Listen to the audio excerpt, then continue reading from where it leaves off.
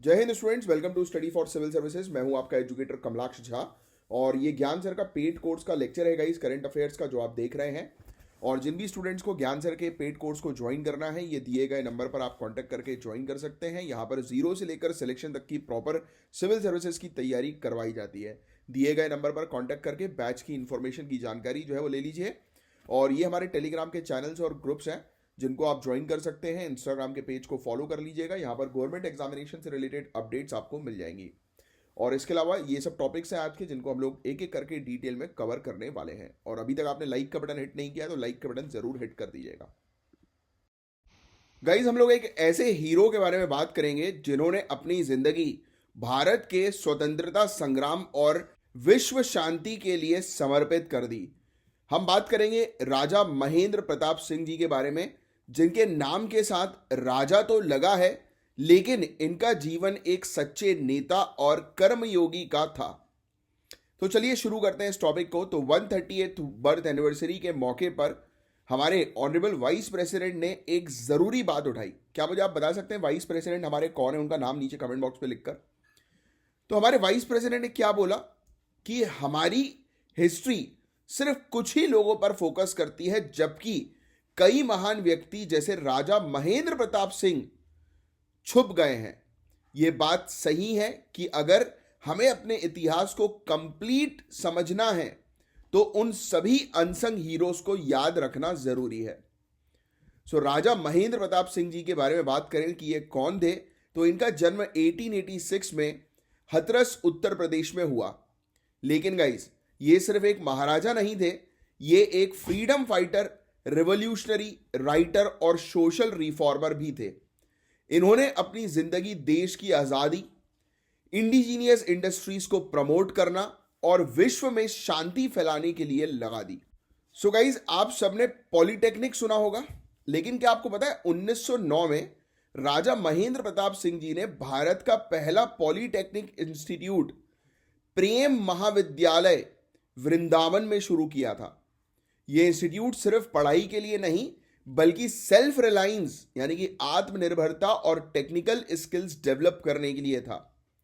क्या बेहतरीन थिंकिंग थी इनकी, है ना। अब बात करते हैं आजादी के लिए उनकी संघर्ष के बारे में। 1906 के कांग्रेस सेशन में कोलकाता में हिस्सा लिया गया इनके द्वारा, और स्वदेशी मूवमेंट को पूरा सपोर्ट दिया इन्होंने। काबुल में 1915 में प्रोविजनल गवर्नमेंट ऑफ इंडिया बनाई और उसके प्रेसिडेंट भी बने, और बहुत डेयरिंग तरीके से ब्रिटिशर्स के अगेंस्ट लड़ाई लड़ी।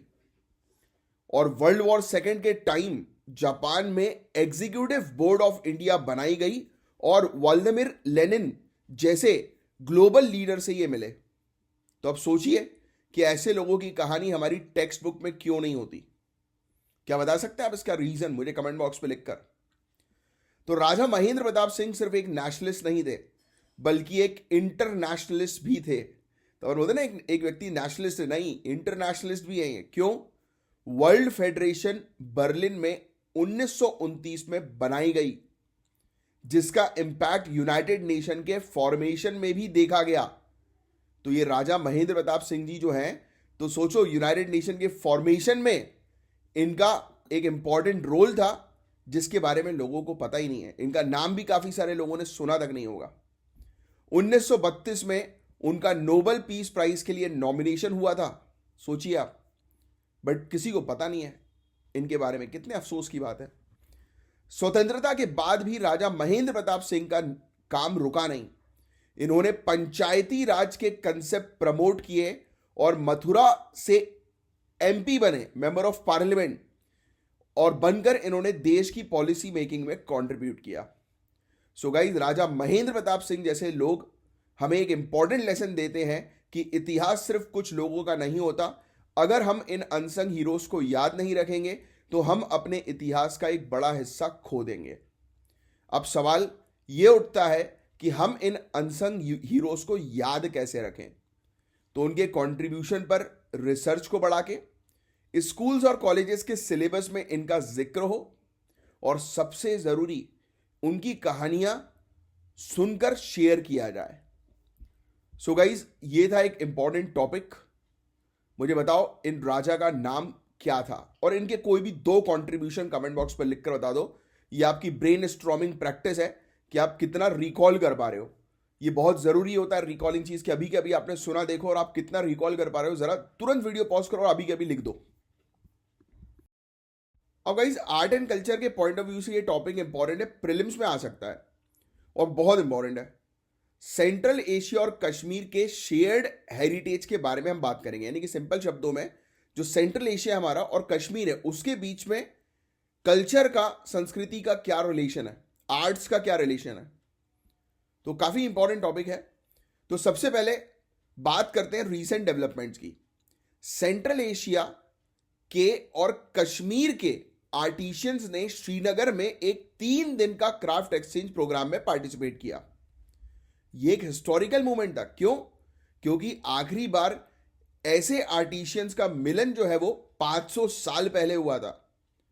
और एक इंपॉर्टेंट फैक्ट, 2024 में श्रीनगर को वर्ल्ड क्राफ्ट सिटी का टाइटल मिला वर्ल्ड क्राफ्ट्स काउंसिल के द्वारा, और यह कश्मीरी क्राफ्टमैनशिप की ग्लोबल रिकॉग्नाइजेशन को हाईलाइट करता है। एक राजा का नाम है या फिर सुल्तान का नाम, कश्मीर का 9वां सुल्तान जैन उल अबिदिन, इसने 15वीं सेंचुरी में समरकंद, बुखारा और पर्शिया से आर्टिशियंस को इनवाइट किया था। उन्होंने कश्मीरी क्राफ्ट्स को एक नई आइडेंटिटी दी। और आपको बता दें कि श्रीनगर सिल्क रूट का एक इंपॉर्टेंट सेंटर था, जहां पर देखो सिल्क रूट है तो ट्रेड एक्सचेंज तो होगा ही, व्यापार तो होता ही था, प्लस व्यापार के साथ आर्टिस्ट जो है वो अपनी आर्ट को भी सेल करते थे, कला जो है उसका प्रदर्शन करते थे। फिर इसके अलावा कश्मीरी आर्टिशियंस की जो डिजाइन थे ना, उसमें वो हथौड़े का उपयोग करते थे। और चिसल समझते हो क्या होता है? हथौड़े, वो छेनी के ऊपर हथौड़ा जो मारा जाता है ना, अब छेनी वो खाने वाली नहीं छेनी के ऊपर हथौड़ा जो मारते हैं वो लोहे का रहता है ना, समझ गए होगे आप लोग। तो वो बट ईरानियंस जो थे वो सिर्फ उसका उपयोग करते थे, हथौड़े का नहीं करते थे, छेनी का करते थे, चिसल का करते थे। और इसमें फूल पत्ती के पैटर्न्स हम लोग को देखने को मिलते थे, काफ़ी अच्छी तरीके से बनाया जाता था। फिर एक ये होती थी वुड कार्विंग टेक्निक, यानी कि लकड़ी के ऊपर जो है ये नक्काशी करते थे। फिर एक कारपेट वीविंग होती थी, राइट, उसके ऊपर कारपेट के ऊपर नक्काशी करते थे। पर्शियन टेक्नीशियंस जैसे कि फारसी बफ और सहना नॉट्स, ये कश्मीरी कारपेट्स में यूज होते हैं। और ये टेक्निक्स हैं, मतलब पर्शियन टेक्निक्स, फारसी बफ और सहना नॉट्स। और कारपेट पैटर्न्स का नाम भी ईरान के शहरों कशान, तब्रिज और इस्फहान के नाम पर रखा गया। फिर एम्ब्रॉयडरी और टेक्सटाइल आर्ट, तो उज़्बेक सुजानी एम्ब्रॉयडरी और कश्मीरी सोजिनी वर्क में टेक्निक्स और मोटिव्स काफ़ी मिलते जुलते हैं। कश्मीरी आर्टिस्ट और सेंट्रल एशिया की जो आर्टिस्ट है, तो उन्होंने एक अपनी यूनिक डिस्टिंक्ट आइडेंटिटी जो है वो बना के रखी हुई है, अलग टाइप की आइडेंटिटी। अब कश्मीर के कुछ इंपॉर्टेंट चीज़ें हैं जैसे कि पश्मीना शॉल, ये तो काफ़ी फेमस है ही। मुगल के समय पर हम लोग को देखने को मिला था कि ये शॉल का प्रमोशन बहुत ज़्यादा हुआ, राइट, हाथ से बुनी जाती हैं ये शॉल। अच्छा, पश्मीना शॉल जो है वो कश्मीर में फेमस है, करेक्ट। और पश्मीना ऊन, वुल जो है वो कहां पर फेमस है, कमेंट बॉक्स पर लिख कर बताओ। 6th या 7th क्लास की एनसीईआरटी में इसका आंसर दिया हुआ है। पश्मीना वुल जो ऊन है वो कहां से आता है, और शॉल जो है वो कहां की फेमस है, ये दोनों डिफरेंट है लोकेशन। अब सुनो, तालीम स्क्रिप्ट का उपयोग करके बनाए गए कश्मीरी कारपेट्स जिसमें फूल पत्ती के डिजाइन मौजूद थे। फिर पहले पेन केसेस बनाने के लिए यूज होता था पेपियर मैश, लेकिन अब ये काफी, मतलब इसमें काफी डिजाइन हम लोग को जो है वो देखने को मिलती हैं। ठीक है, फिर वुड कार्विंग के बारे में तो मैंने आपको बता ही दिया कि वॉलनट वुड पर, यह भी बहुत इंपॉर्टेंट है, वॉलनट की लकड़ी पर ये पैटर्न्स, डिजाइन जो है वो बनाई जाती है, नक्काशी की जाती है। खत्म बंद के बारे में बात करें तो ज्योमेट्रिक वुडन सीलिंग है जो बिना कीलों के बनाई जाती है, बिना कील लगाए, सोचिए आप। तो ये अलग अलग प्रकार के कश्मीरी आर्ट्स हैं, जो आप क्राफ्ट्स हैं, सॉरी, जो आप थोड़ा सा ध्यान में रखिएगा। अब कश्मीरी आर्टिस्ट क्या क्या चैलेंजेस फेस कर रहे हैं, तो यार 90% से ज़्यादा आर्टिस्ट जो क्राफ्ट के ऊपर डिपेंड करते हैं, तो उनकी इनकम सस्टेनेबल नहीं है, राइट। तो वो बात तो आपको ऑलरेडी पता है कि इकोनॉमिक इश्यूज आर्टिस्ट फेस करते ही हैं। फिर नई जनरेशन के लोगों को कोई इंटरेस्ट नहीं है इन सब आर्ट्स में। फिर वुमेन आर्टिशियंस को जो है वो वेज गैप का सामना करना पड़ता है, महिलाओं को जो है वो ज़्यादा पैसा नहीं मिलता कंपेयर टू मेन। फिर आजकल मशीन मेड ऑल्टरनेटिव्स आ गए हैं, इंटरनेशनल डिमांड जो है वो गिर गई है, राइट, इन सब आर्ट्स वगैरह की। तो एक बड़ा चैलेंज ये आर्टिस्ट जो है वो फेस कर रहा है। तो क्या किया जाए, तो स्किल इंडिया मिशन जैसे इनिशिएटिव्स आर्टिशियंस को मॉडर्न टेक्निक सिखाते हुए ट्रेडिशन को प्रिजर्व करने में मदद करेंगे। तो हमें स्किल इंडिया मिशन का उपयोग जो है वो इस फील्ड में भी करना चाहिए, आर्ट एंड क्राफ्ट की फील्ड में, ऐसा आप लिख सकते हो। जीआई टैग्ड प्रोडक्ट्स को प्रमोट करना और ट्रेड फेयर्स यानी कि जो मेला जो लगता है उसमें इन सब प्रोडक्ट को शोकेस करना गवर्नमेंट का काम है। गवर्नमेंट इससे जो है वो प्रोटेक्ट कर सकती है इस इंडस्ट्री को। फिर लोकल कोऑपरेटिव्स को स्ट्रांग बनाना बहुत ज़रूरी है और सप्लाई चेन को इंप्रूव करना ज़रूरी है, जिससे कि आर्टिशियंस को प्रॉफिट मिल सके, उनका सामान जो है वो दूसरी जगह पर जल्दी पहुंच सके और लोगों को लोग देख सकें। देखेंगे तभी तो खरीदेंगे, देखेगा तभी तो बिकेगा, बोलते हैं ना। फिर रेगुलर इंटरैक्शंस जो है वो लॉस्ट टेक्निक्स को रिवाइव करने का मौका मिलेगा, यानी कि रेगुलर प्रोग्राम्स होंगे, मेले होंगे, तो ये जो टेक्निक्स है वो और लोगों के सामने आएंगी। फिर इसके अलावा क्राफ्ट टूरिज्म सर्किट बनाया जाए, जहाँ पर टूरिस्ट डायरेक्टली आर्टिशियंस के साथ जो है वो एंगेज कर सके, मिल सकें और आर्टिशियंस को इनकम जनरेट करने का मौका मिले।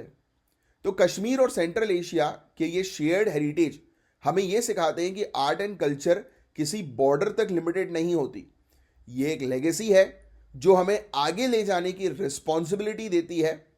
तो ये टॉपिक काफ़ी ज़्यादा इंपॉर्टेंट था गाइस, इसमें प्रीलिम्स के पर्सपेक्टिव से काफ़ी सारी चीज़ें पूछी जा सकती हैं। गाइस अब देखो, कुछ समय पहले ही हमने चाइल्ड मैरिज यानी बाल विवाह के बारे में बात करी थी, तो उसी से रिलेटेड एक और आर्टिकल सामने आया है।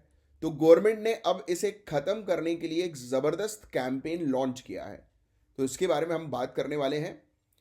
सो मेन फोकस है बाल विवाह मुक्त भारत अभियान, जो women and child development ministry के द्वारा लॉन्च किया गया। इसका मेन ऑब्जेक्टिव यही है कि बच्चियों को शिक्षा और समान अधिकार देना, बाल विवाह को लॉ इन्फोर्समेंट के जरिए खत्म करना, ये दो इसके ऑब्जेक्टिव हैं, याद रखना है। और इसके अलावा 25 नवंबर से लेकर 10 दिसंबर तक चल रहा है ये कैंपेन, और समाज में एक बड़ा बदलाव लाने का अब टाइम आ गया है। इसके लिए 16 दिन का कैंपेन लॉन्च किया गया है। अब सवाल उठता है कि ये कैंपेन कैसे काम कर रहा है, तो इसके 4 मेजर टूल्स हैं। पहला, child marriage free Bharat portal.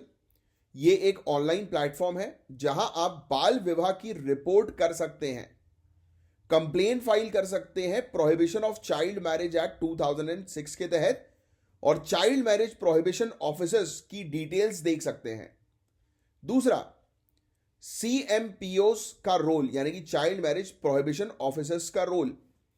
इनका काम है बाल विवाह को रोकना, एविडेंस कलेक्ट करना और परिवारों को समझाना, अवेयरनेस प्रोग्राम्स चलाकर समाज को सेंसिटाइज करना।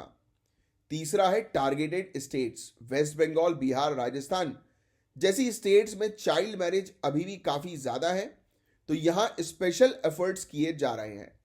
चौथा, नागरिक का संकल्प। हर नागरिक से कहा जा रहा है कि वो संकल्प करें कि बाल विवाह को रोकेंगे। ये समाज की जो ये बड़ी प्रॉब्लम है उसको मिलजुल कर खत्म करने पर मेनली फोकस कर रहा है। अब तक के अचीवमेंट भी काफ़ी इंप्रेसिव है, जैसे कि एक साल में 1 लाख से ज़्यादा बाल विवाह रोके गए हैं। यूनाइटेड नेशन ने इंडिया के इस प्रयास को जो है वो सराहा है। बिहार, मिजोरम, ओडिशा जैसे राज्यों से यंग चैंपियंस ने अपनी कहानियां शेयर की है जो समाज को इंस्पायर कर रही हैं। बाल विवाह गाइस एक ह्यूमन राइट्स का उल्लंघन है जो बच्चियों की एजुकेशन और हेल्थ को अफेक्ट करता है। कई बार इसमें डोमेस्टिक वायलेंस भी देखने को मिलते हैं और अर्ली एज प्रेगनेंसी भी देखने को मिलती है। महिलाओं का वर्कफोर्स पार्टिसिपेशन को भी रिस्ट्रिक्ट कर दिया जाता है। और सोचिए अगर हर लड़की को शिक्षा मिले, वो फाइनेंशियल इंडिपेंडेंट हो जाए, तो हमारा भारत कितनी तेजी से प्रोग्रेस करेगा। सो गाइज, अब हम समझते हैं इस प्रॉब्लम का सल्यूशन क्या हो सकता है। गवर्नमेंट, एनजीओ, स्कूल, सिटीजन सबको मिलकर काम करना पड़ेगा। कानून का स्ट्रिक्ट इंप्लीमेंटेशन और टाइमली प्रोसिक्यूशन जरूरी है। सोशल मीडिया और एजुकेशनल प्लेटफॉर्म का यूज करके ज्यादा से ज्यादा लोगों तक यह मैसेज पहुंचाना चाहिए कि चाइल्ड मैरिज को रोकना है। तो ये काफी इंपॉर्टेंट टॉपिक था। तो चलो मुझे कमेंट बॉक्स पर लिखकर बता दो कि अभी तक जो आपने सुना, तो उसमें ये कैंपेन का जो है वो नाम क्या था। जो अभी अभियान चल रहा है 16 दिन का, तो उस अभियान का नाम क्या था और किस मिनिस्ट्री ने उस अभियान को लॉन्च किया है। अब guys, places of worship act के बारे में मुझे आप लोग को बताने की जरूरत नहीं। लगातार पिछले एक हफ्ते से कई बार हम इस टॉपिक को डिस्कस कर चुके हैं। सो अगेन टॉपिक आया है तो बात तो करनी पड़ेगी। इसमें कुछ इंपॉर्टेंट पॉइंट्स जो मिलेंगे वो मैं आपको बता दूंगा अलग से, कि नोट डाउन कर लेना। तो क्या ये मस्जिद एक हिंदू टेंपल के ऊपर बनाई गई थी? इसी को लेकर ये क्वेश्चन है। ये मस्जिद कौन सी है, मुझे कमेंट बॉक्स पर लिखकर बताओ। मस्जिद का नाम, जिसको लेकर उत्तर प्रदेश की किस डिस्ट्रिक्ट में इशू चल रहा है, वो भी बता दो। अब सुनो, तो ये मस्जिद का नाम है शाही जामा मस्जिद। 1528 में मीर हिंदू बेग ने बनवाई थी, जो मुगल शासक बाबर का जनरल था। यह एक प्रोटेक्टेड मॉन्यूमेंट है जो 1920 से एएसआई के अंडर है, आर्कियोलॉजिकल सर्वे ऑफ इंडिया के अंडर है। लेकिन ये आरोप नए नहीं हैं। मथुरा, वाराणसी और धार में भी ऐसे डिस्प्यूट्स चल रहे हैं। इस केस में पेटिशनर का कहना है कि मस्जिद एक टेंपल को तोड़कर बनाई गई थी। डिस्ट्रिक्ट कोर्ट ने एडवोकेट कमिश्नर अपॉइंट करके साइट का सर्वे ऑर्डर किया, लेकिन यह ऑर्डर एक्स पार्टी था, यानी कि बिना दोनों पार्टी को सुने गए ये ऑर्डर पास कर दिया। इस ऑर्डर के बाद 24 नवंबर को दंगे हो गए। सो क्या ये जुडिशियल प्रोसेस सही था? इस पर क्वेश्चंस उठ रहे हैं, और जिसका आंसर मैं आपको ऑलरेडी प्रीवियस लेक्चर्स में दे चुका हूं कि सुप्रीम कोर्ट ने क्लियर कर दिया है और डांट फटकार लगाई है कोर्ट को कि भैया देख लो, इस तरीके के ऑर्डर पास मत करो वरना दंगे हो सकते हैं। फिर प्लेसेस ऑफ वर्शिप एक्ट 1991 के बारे में तो अब आपको बहुत अच्छे से रट ही चुका होगा। इतने समय से अगर आप फॉलो कर रहे हैं तो नहीं कर रहे हैं तो करिए रेगुलरली, आपको हर एक टॉपिक याद भी हो जाएगा। अब सुनो, इस कानून के अंडर किसी भी रिलीजियस प्लेसेस की आइडेंटिटी चेंज करना मना है, ये बात तो आपको पता ही है। रिलीजियस कैरेक्टर जो 15 अगस्त 1947 को था वही मेंटेन होना चाहिए, दूसरा पॉइंट। तीसरा पॉइंट, लीगल प्रोसीडिंग शुरू करना स्ट्रिक्टली प्रोहिबिटेड है।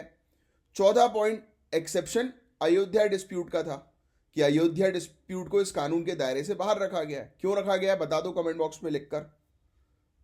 तो सुप्रीम कोर्ट ने कुछ केसेस में इंक्वायरी अलाउ की है, लेकिन सिर्फ तब जब साइट की आइडेंटिटी चेंज ना हो। अब बात करते हैं चिंताओं की। तो जुडिशियल रिव्यू लिमिट करना जुडिशरी के रोल को अंडरमाइन कर सकता है।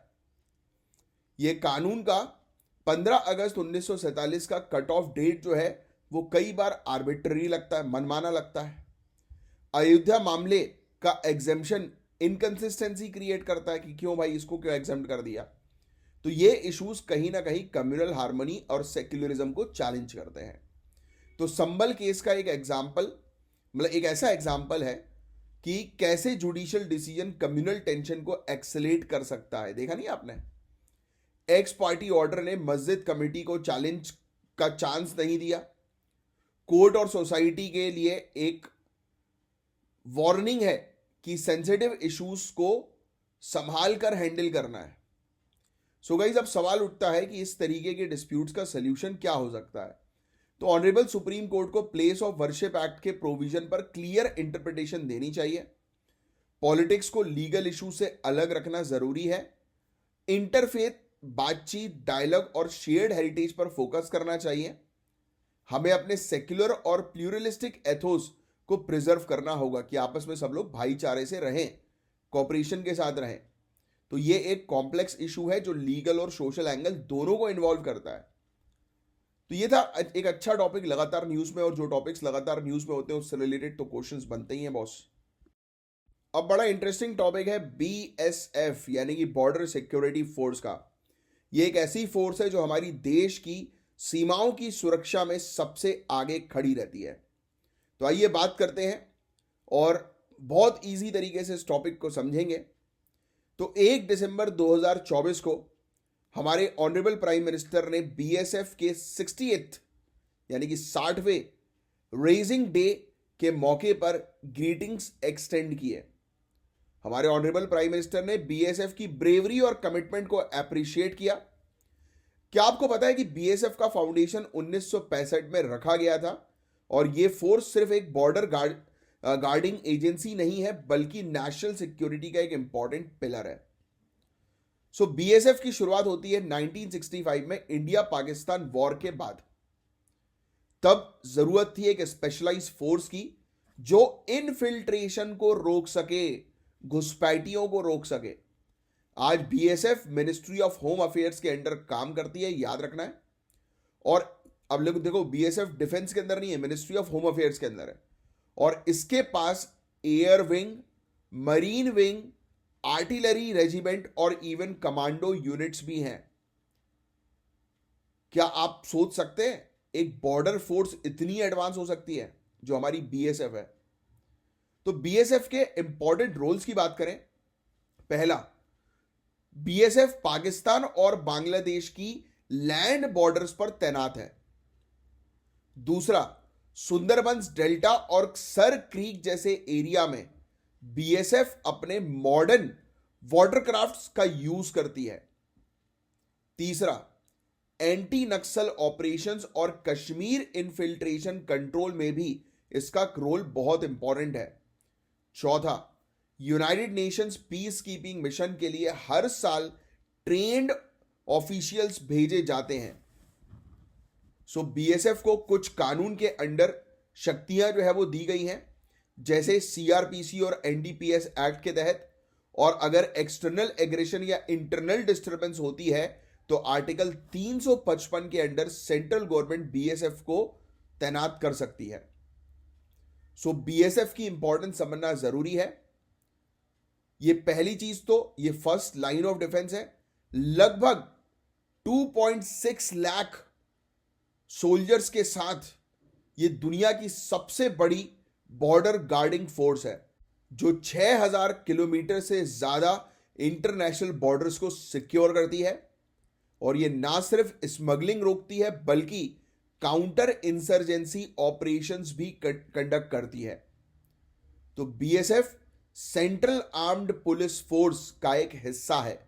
तो आइए एक बार नजर मार लेते हैं सेंट्रल आर्म्ड पुलिस फोर्स यानी कि सीएपीएफ के कुछ रोल्स के बारे में। जैसे आसाम राइफल्स इंडो म्यांमार और इंडो चाइना बॉर्डर्स को गार्ड करती हैं, ये याद रखना। ITBP high altitude Indo China border operation में एक्सपर्ट है। इंडो तिब्बतन बॉर्डर पुलिस और सीआरपीएफ इंटरनल सिक्योरिटी और काउंटर इंसर्जेंसी के रोल जो है वो इसको दिया जाता है। और सीआरपीएफ का full form central reserve police force. और एसएसबी का जो है वो फुल फॉर्म मुझे कमेंट बॉक्स पर लिखकर बताओ। ये इंडो नेपाल और इंडो भूटान बॉर्डर्स को गार्ड करती है। और एनएसजी तो आपको पता ही है यार, एनएसजी नेशनल सिक्योरिटी गार्ड, ये एक स्पेशल काउंटर टेररिज्म फोर्स है। सीआईएसएफ क्रिटिकल इंफ्रास्ट्रक्चर की सिक्योरिटी जो है वो करती है। आपको अक्सर एयरपोर्ट्स वगैरह में जो है वो तैनात जो है वो ये देखने को मिलेंगी, राइट। इसका फुल फॉर्म है central industrial security force. Even ये भी मिनिस्ट्री ऑफ होम अफेयर्स के अंडर जो है वो आती है। और इसका मेन ऑब्जेक्टिव यही है कि गवर्नमेंट और जो प्राइवेट इंस्टीट्यूशंस होते हैं ना बहुत बड़े बड़े, उसको जो है ये सिक्योरिटी प्रोवाइड कराती है। ठीक है, तो गाइज बीएसएफ सिर्फ एक फोर्स नहीं, एक इमोशन है जो हर भारतीय के लिए प्राइड का सोर्स है। क्योंकि नाम सुनते सही थी एकदम से अंदर से जो है वो नहीं आ जाता, एक्साइटमेंट नहीं आ जाती ये सब फोर्सेस के बारे में जो आप सुनते होगे। सो सिविल सर्विसेज के लिए तो ये काफ़ी ज़्यादा इंपॉर्टेंट है, इनके रोल्स को समझना, इनकी जिम्मेदारियों को समझना। और जब भी आप अपने घर में सेफ फील करते हैं तो वो बीएसएफ के वीर जवानों की मेहनत का नतीजा है। तो एक सल्यूट तो उनके लिए बनता ही है, राइट। तो ये था गाइस पूरा ओवरऑल टॉपिक बीएसएफ से रिलेटेड। होपफुली आपको मजा आया होगा। अब आर्टिफिशियल इंटेलिजेंस को लेकर एक धमाकेदार टॉपिक है, डेमोक्रेटाइजिंग आर्टिफिशियल इंटेलिजेंस। अब इस ऐसे टॉपिक के बारे में बात करेंगे जो फ्यूचर को शेप कर रहा है और सिविल सर्विसेज के लिए तो बहुत ही ज्यादा इंपॉर्टेंट है। तो एआई यानी कि आर्टिफिशियल इंटेलिजेंस के बारे में तो आप जानते ही हैं, लेकिन क्या आप जानते हो कि बिग टेक कंपनीज का इस पर कितना कंट्रोल है और ये कैसे लोकल इनोवेशन और इक्वल अपॉर्चुनिटीज को अफेक्ट करते हैं। तो इसी के बारे में हम डिस्कस करेंगे। हालांकि इसका एक ओवरव्यू हमने ऑलरेडी जो है वो देख लिया था द हिंदू न्यूज़पेपर के अंदर। तो सबसे पहले समझते हैं बिग टेक कंपनी जैसे कि गूगल, माइक्रोसॉफ्ट और अमेजॉन का एआई इकोसिस्टम पर कैसे कब्जा है। पहला point, high computational cost. Advanced AI models train करना बहुत महंगा होता है। फॉर एग्जाम्पल, एक मॉडल जैसे जेमिनी अल्ट्रा ट्रेन करना 200 मिलियन यूएस डॉलर तक लगता है। क्या मुझे बता सकते हो जेमिनी किसका है product? Gemini, GEMINI, comment box में लिखकर बताओ। ये छोटी कंपनीज के लिए ऑलमोस्ट इम्पॉसिबल बनाता है कंपीट करना, और वो बिग टेक के प्लेटफॉर्म्स पर डिपेंड करते हैं। तो मतलब सिंपल शब्दों में, अगर आपको एआई टेक्नोलॉजी पर काम करना है तो उस पर आपको बहुत पैसा खर्च जो है वो करना पड़ेगा, और ये छोटी कंपनीज के लिए डिफिकल्ट होता है और बड़ी कंपनीज के लिए इजी होता है। दूसरा, इंटीग्रेटेड इकोसिस्टम। बिग टेक ना सिर्फ टूल्स प्रोवाइड कराता है बल्कि उन्हें इतना इजी बनाता है कि उनके प्लेटफॉर्म से स्विच करना बहुत कॉस्टली हो जाता है। सोचिए आप, यानी कि बिग टेक कंपनीज चाहती नहीं है कि एक बार कोई उनके प्लेटफॉर्म पर आ जाए तो वो स्विच कर पाए। तो एक प्रकार से वो एक मोनोपोली क्रिएट कर रही हैं या वो फंसा रही हैं दूसरे यूजर्स को कि एक बार तुम हमारे पास आओगे, मतलब एंट्री तो है बेटा बट एग्जिट नहीं है यहां से, या एग्जिट इतनी महंगी है कि तुम्हारी हालत खराब हो जाएगी। इवन ये कंपनीज के पास अनलिमिटेड डेटा है जो उनका कॉम्पिटिटिव एज और स्ट्रॉन्ग बनाता है। पब्लिक डेटा इनिशिएटिव्स भी उनका फायदा उठाने लगे हैं। अब सुनो, बहुत सिंपल सी बात है, आज की डेट में पैसा क्या है? डेटा है। जिसके पास इतना डेटा, वो ऑब्वियस ही बात है कि उस अकॉर्डिंग जो है फिल्टर करके मार्केटिंग कर सकेगा जिसको जिस चीज की जरूरत। सो यूनिवर्सिटीज और इंडिपेंडेंट रिसर्चर्स का कंट्रीब्यूशन कम होता जा रहा है और एआई रिसर्च सिर्फ कमर्शियल ऑब्जेक्टिव तक लिमिटेड हो गई है। यानी कि एआई पैसे कमाने पर मेनली फोकस किया जा रहा है एआई का, और एजुकेशन पर, रिसर्च पर एआई का फोकस कम है। अब देखते हैं इंडिया को एआई डेवलपमेंट में क्या क्या चैलेंजेस फेस करने पड़ते हैं। पहला, इंडियन स्टार्टअप्स और रिसर्चर्स क्लाउड सर्विसेज के लिए बिग टेक पर डिपेंड करते हैं। यह ना सिर्फ कॉस्टली है बल्कि लोकल इनोवेशंस को भी स्लो कर देता है। दूसरा, इंडिया बहुत डेटा जनरेट करता है लेकिन इसका कंट्रोल ज्यादातर बिग टेक के पास ही है।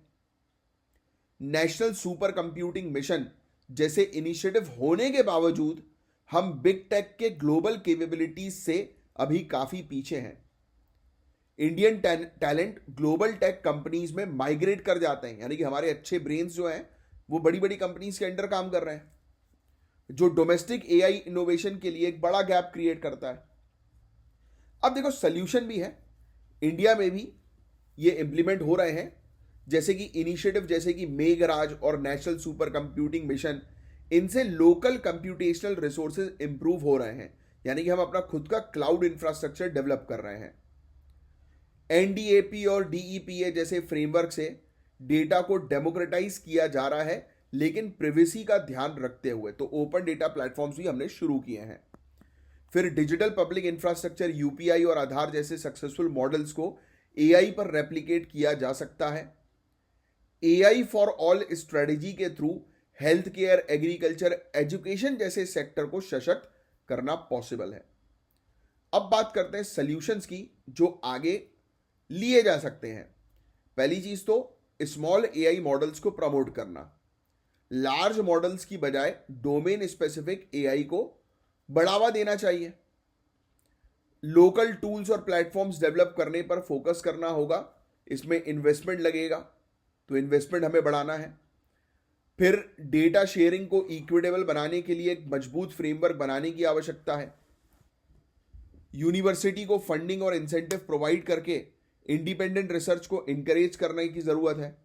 और एंटी ट्रस्ट उपाय और डेटा पोर्टेबिलिटी की पॉलिसी से मोनोपोली को जो है वो कर्ब किया जा सकता है कि बड़ी बड़ी कंपनीज के ऊपर जो है वो रूल्स रेगुलेशंस लगाए जाएं कि जिसको उस कंपनी से एग्जिट करना है वो इजीली एग्जिट कर सके या पोर्ट कर सके, दूसरे में शिफ्ट हो सके।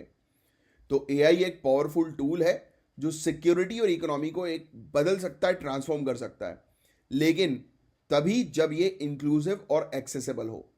तो हम सबका रोल है इस ट्रांसफॉर्मेशन में, पॉलिसी मेकर्स का, रिसर्चर्स का और इवन आप जैसे फ्यूचर एडमिनिस्ट्रेटर्स का, कि आप आगे चल के इस प्रकार की पॉलिसीज बनाएंगे। तो इसलिए ये टॉपिक आपके लिए समझना जरूरी था क्योंकि एआई फ्यूचर है।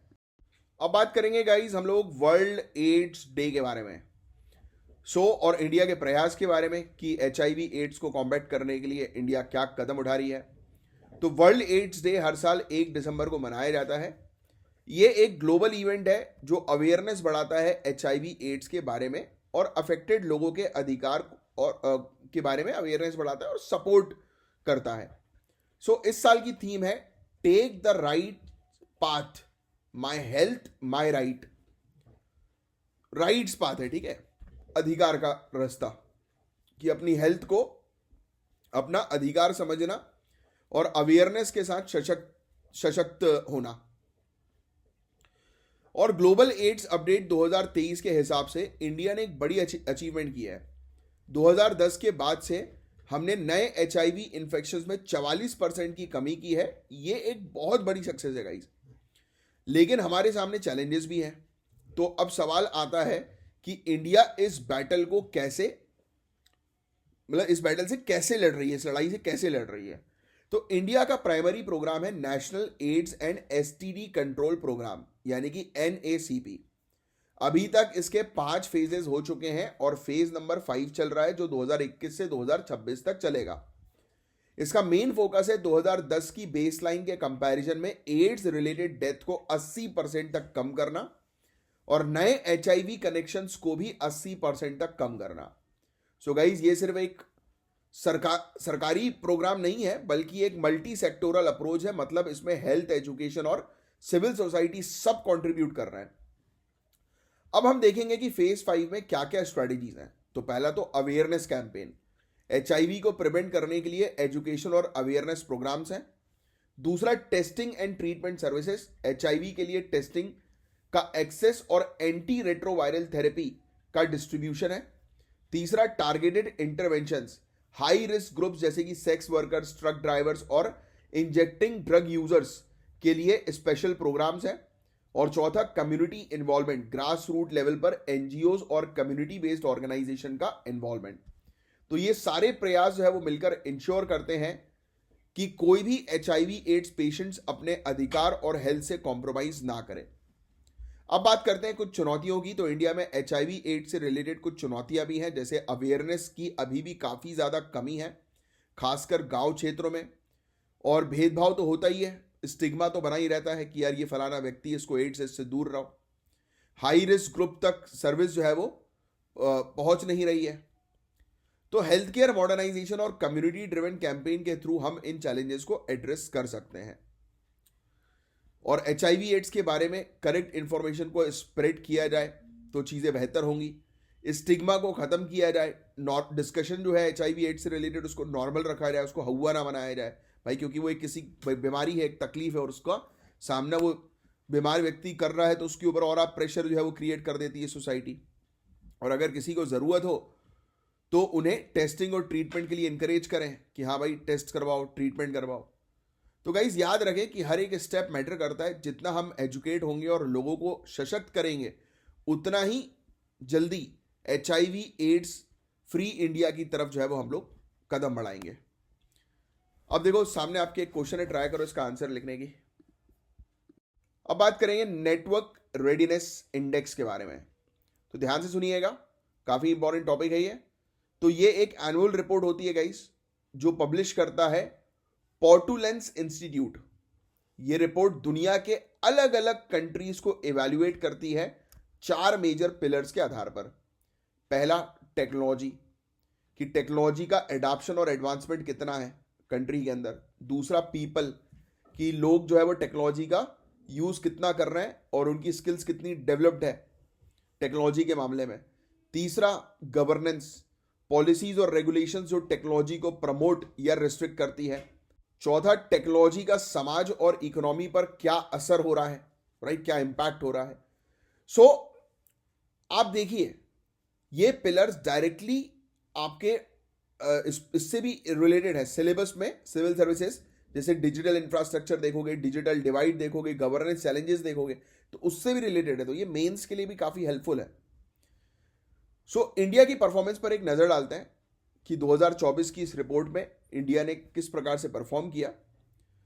तो इंडिया ने अपनी रैंकिंग 60वीं पोजीशन से 49th पोजीशन तक इंप्रूव करी है। ये एक बहुत अच्छी प्रोग्रेस है गाइस, जो बताती है कि हम डिजिटल इंफ्रास्ट्रक्चर और इंफॉर्मेशन एंड कम्युनिकेशन टेक्नोलॉजी की फील्ड में काफी अच्छी ग्रोथ कर रहे हैं। India is now ranked first globally, मतलब एआई आर्टिफिशियल इंटेलिजेंस रिसर्च में हम दुनिया में सबसे आगे हैं एआई रिसर्च में। आईसीटी सर्विसेज एक्सपोर्ट्स इस कैटेगरी में भी इंडिया नंबर 1 है। हम आईटी सर्विसेज में दुनिया के लीडर बन चुके हैं, and thanks to companies like TCS, Infosys and Wipro. और fibre to premises internet subscription, इसमें हम दूसरे नंबर पर हैं, मतलब कि fibre optic internet users rapidly बढ़ रहे हैं। मोबाइल ब्रॉडबैंड ट्रैफिक, हम यहां भी दूसरे नंबर पर हैं। हमारे देश में मोबाइल डेटा यूसेज दुनिया में सबसे ज्यादा है, thanks to affordable data plans. तो ये फैक्ट्स लिख लेना अपने पास, ये बहुत इंपॉर्टेंट फैक्ट्स हैं कि आर्टिफिशियल इंटेलिजेंस रिसर्च में number 1, information communication technology services exports में number 1, fibre to premises internet subscription और मोबाइल ब्रॉडबैंड ट्रैफिक में नंबर 2। बट सब कुछ परफेक्ट नहीं है, इंडिया में अभी भी कुछ एरियाज काफी पीछे हैं, जैसे एआई टैलेंट कॉन्सेंट्रेशन।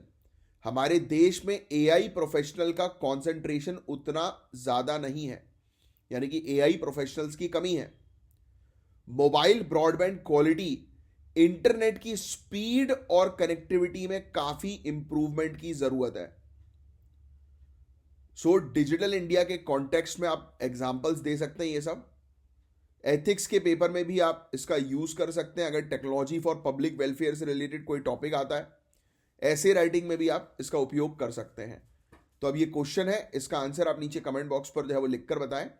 और आप देखिएगा कि यहाँ पर एक और आपके लिए जो है वो नेटवर्क रेडीनेस इंडेक्स 2024 से रिलेटेड मेंस का भी क्वेश्चन है, तो ट्राई करिए इस मेंस के क्वेश्चन का भी जो है वो आंसर देने की। 120 वर्ड में पूरी चीज़ तो मैंने आपको बताई दी है, बस आपको अब आंसर जो है वो देना है।